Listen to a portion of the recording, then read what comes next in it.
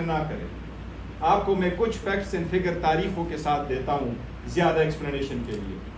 پاکستان تحریک انصاف پاکستان کے 859 کنسٹیچوئنسی پہ 850 کنسٹیچوئنسی پہ ہم نے الیکشن لڑا تھا.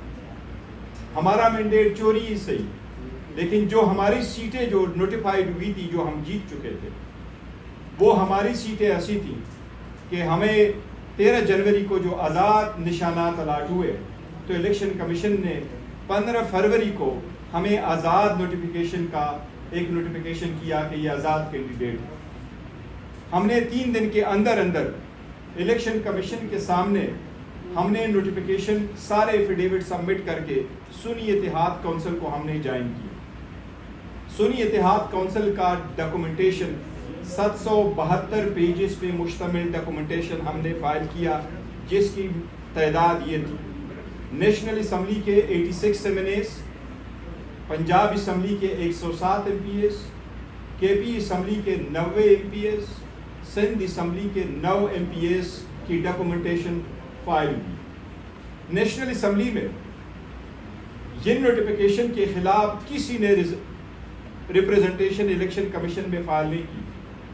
22 فروری کو الیکشن کمیشن نے 78 سیٹیں چھوڑ کے 78 سیٹیں جو ہمیں ملنی تھی اس کو چھوڑ کے باقی ساری پولیٹیکل پارٹیز کو اپنی جیتی ہوئی سیٹیں، جو کہ نہیں جیتی ہوئی تھی لیکن برائے نام جیتی ہوئی سیٹوں پہ جتنے ریزرو سیٹیں ان کی ملتی تھی، ان کو وہ سیٹیں دے دی.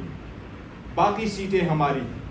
یہ سیٹیں خالی بھی رکھی جا سکتی تھی، لیکن ہم پہلی مرتبہ ایسا ہوا ہے کہ پولیٹیکل پارٹیز کو ان کی جیتی ہوئی سیٹوں سے یا برائے نام جیتی ہوئی سیٹوں سے زیادہ سیٹیں ملی ہے اس مرتبہ. اب ہم نے الیکشن کمیشن کو ایک درخواست دی، اور وہ درخواست ہم نے اپریل 2024 کو دی تھی. اور جس وقت نیشنل اسمبلی میں ہم پارلیمنٹری لیڈر کو اپوائنٹ کرنا چاہ رہے تھے سنی اتحاد کونسل کے پلیٹ فارم سے، تو الیکشن کمیشن نے نوٹیفیکیشن نہیں کیا تھا، اور سیکرٹری نیشنل اسمبلی نے ہمیں کہا کہ ہم آپ کا پارلیمنٹری لیڈر نہیں بلکہ آپ کو ایک انڈیپینڈنٹ گروپ کے طور پہ نوٹیفائی کریں گے. ہم الیکشن کمیشن گئے اور الیکشن کمیشن نے ہمارے 86 ایم این ایز کا نوٹیفیکیشن 25 اپریل 2024 کو ایشو کیا تھا. میں واضح کرنا چاہتا ہوں ہمارا نوٹیفیکیشن آج بھی انٹیکٹ ہے. الیکشن کمیشن کی ویب سائٹ پہ بھی وہ نوٹیفیکیشن انٹیکٹ ہے. کسی کے دل میں، کسی کی ویو میں یہ ابہام نہ رہے کہ کل کے فیصلے کے بعد پاکستان تحریک انصاف کے وہ کینڈیڈیٹ جو